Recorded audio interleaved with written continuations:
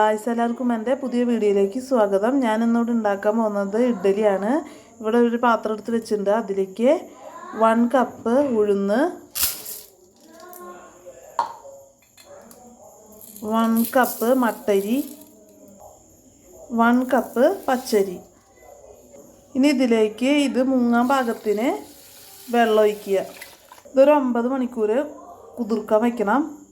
അപ്പോൾ നമുക്ക് 9 മണിക്കൂർ കഴിഞ്ഞിട്ട് കാണാം കേട്ടോ. അപ്പോൾ 9 മണിക്കൂർ കഴിഞ്ഞിട്ട് നമ്മുടെ അരി ഉഴുന്നൊക്കെ കുതിർന്നുണ്ട്. ഇനി ഇതിനെ കഴുകിയിട്ട് നമുക്ക് അരച്ചെടുക്കാം. ഇനി കുറച്ച് മിക്സിയിൽ ഇട്ടിട്ട് നമുക്ക് അരച്ചെടുക്കാം. അരയ്ക്കാൻ ആവശ്യമായ വെള്ളം ഒഴിക്കുക. ഇപ്പം നമ്മൾ അരച്ചത് നമുക്കൊരു പാത്രത്തിലേക്ക് മാറ്റാം.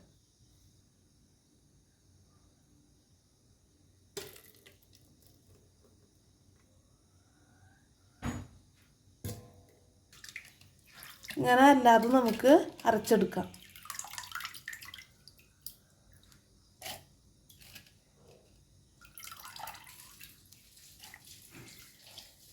ഇപ്പം നമ്മുടെ എല്ലാതും മിക്സ് ചെയ്തിട്ട് നമ്മുടെ മാവ് ഇവിടെ റെഡിയായി കഴിഞ്ഞു. ഇനി നമുക്ക് ഇതിൻ്റെ ആവശ്യത്തിലേക്കുള്ള ഉപ്പ് ഇട്ട് നന്നായി മിക്സ് ചെയ്യണം.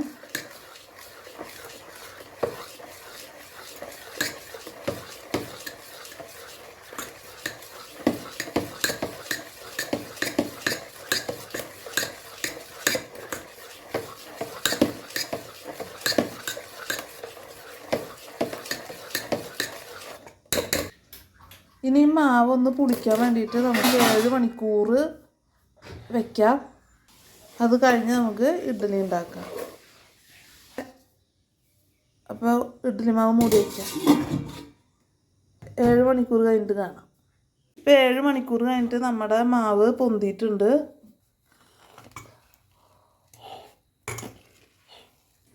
ഇനി നമുക്ക് ഇഡ്ഡലി ഉണ്ടാക്കാൻ തുടങ്ങാം.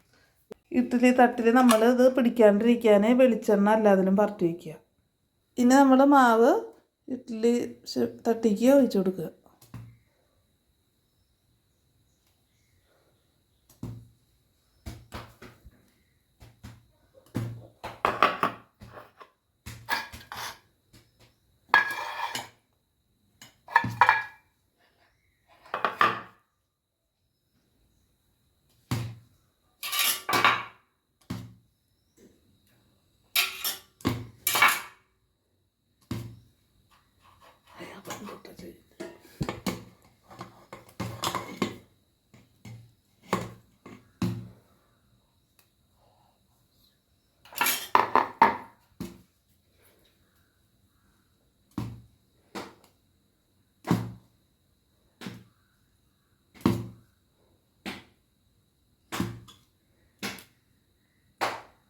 ഇപ്പോൾ നമ്മൾ ഇഡ്ഡലി ചെമ്പ് ആദ്യത്തെ വെള്ളം തിളയ്ക്കാൻ വേണ്ടിയിട്ട് നമ്മൾ സ്റ്റൗവിൽ വെച്ചിട്ടുണ്ട്.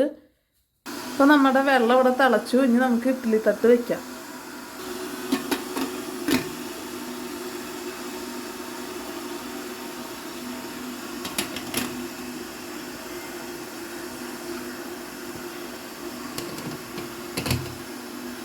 നമ്മുടെ ഇഡ്ഡലി അടച്ചു വയ്ക്കാം. ഇനി ഒരു 30 മിനിറ്റ് കഴിഞ്ഞിട്ട് നോക്കാം. അപ്പോൾ നമ്മുടെ ഇഡ്ഡലി വെന്തു. ഇനി നമുക്കിത് ഇറക്കാം. ഇഡ്ഡലിയുടെ ചൂടായി. ഇനി നമുക്കത് പാത്രത്തേക്ക് മാറ്റാം തട്ടിന്ന്.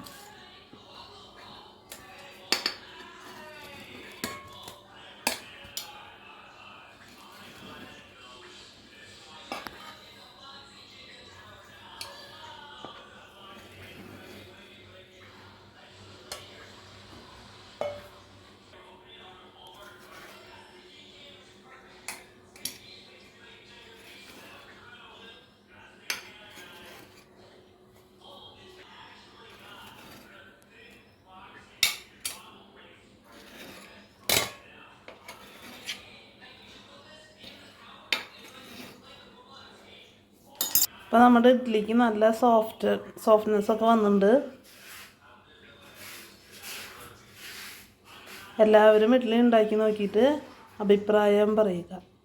ഇനി വേറെ വീഡിയോ ആയിട്ട് വരാം. ബായ്.